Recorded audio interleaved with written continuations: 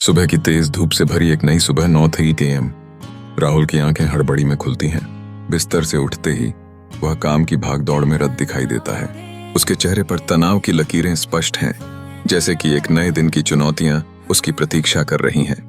नाश्ते की थाली को नजरअंदाज करते हुए वह जल्दी जल्दी तैयार होता है ताकि दफ्तर पहुंच सके।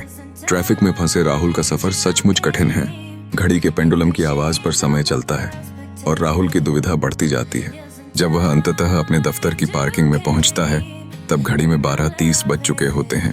उसकी सांस में राहत है, लेकिन उदासी का एक बादल भी उसके ऊपर छाया हुआ है। दफ्तर में अपनी डेस्क पर बैठते ही राहुल खुद को काम में डूबा हुआ पाता है। अचानक एक ग्राहक उसके सामने आता है और उसके प्रोडक्ट को खरीद लेता है।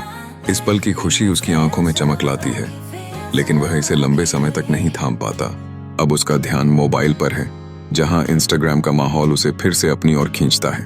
दोपहर का समय धीरे धीरे बीतता है और राहुल आलस्य में घुला रहता है। वह खाली बैठा रहता है, मोबाइल में स्क्रॉल करता है, दोस्तों से चैट करता है और लंच का मजा लेता है। इस आलसी दिन की रेटिंग भी उसके मन में टलती रहती है। रात के समय जब घड़ी 9:30 बजाती है, राहुल थका हारा दफ्तर से बाहर निकलता है। उसकी चाल में थकान धुंधला करती है, लेकिन घर में जाकर वह अजीब सा आराम महसूस करता है। खाना खाने के बाद वह फिर से अपने मोबाइल में खो जाता है, उसी इंस्टाग्राम में जिसकी दीवानी उसने बनाई है।